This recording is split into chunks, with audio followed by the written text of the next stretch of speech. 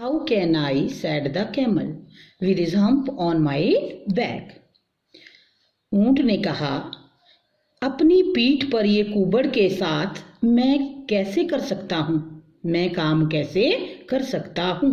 Can लगा है बेटा सकना. That has a purpose, said the जिन. जिन ने कहा, इसका भी उद्देश्य है. ये जो आपकी पीठ में कुबड़ है ये भी पर्पस से है, किसी मकसद से है. पर्पस मकसद या उद्देश्य. All because you missed those 3 days. ये सारा उसके कारण है जो तुमने पिछले 3 दिनों खोया.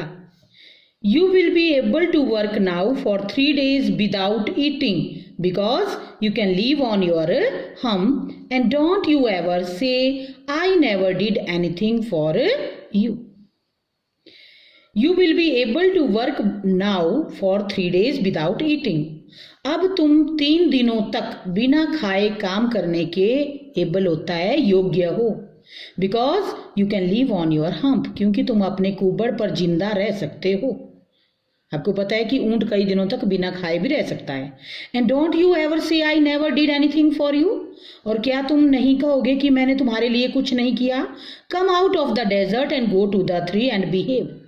डेजर्ट से बाहर आओ और उन तीनों के साथ जाओ एंड बिहेव, वैसा ही बिहेव करो, काम व्यवहार करो जैसा वो कर रहे हैं, मतलब उनकी तरह काम करो.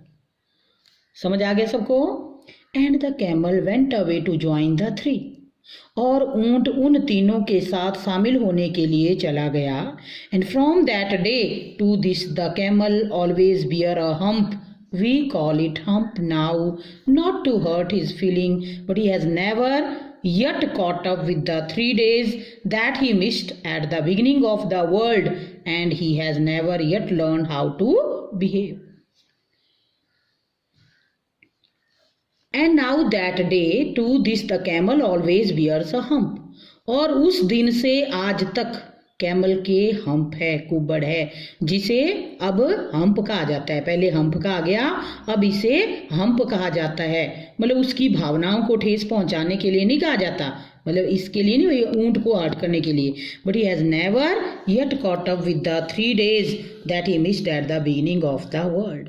परंतु उसने जो 3 दिन खोए थे शुरू के, उसे वो आज तक, संसार की शुरुआत में जो 3 दिन उसने मिस किए वो आज तक कवर नहीं कर पाया.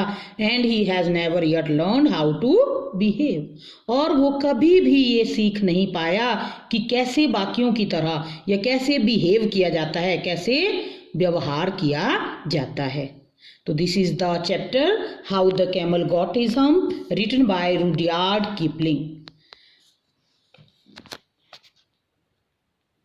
हमने इस चैप्टर को आज कंप्लीट किया, तो आशा करती हूँ कि आपने इस कहानी को अच्छे से समझा होगा, how the camel got his hump को.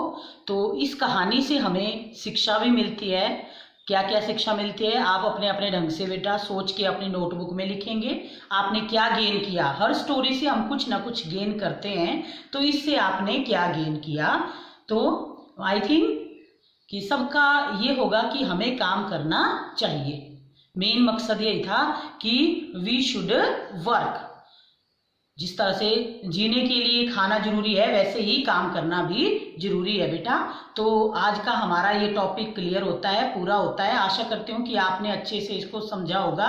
इसके क्वेश्चंस मैं आपको रिटर्न जो है वो आपके ग्रुप में डाल दूंगी, स्कूल के ग्रुप में. धन्यवाद बेटा. Have a nice day.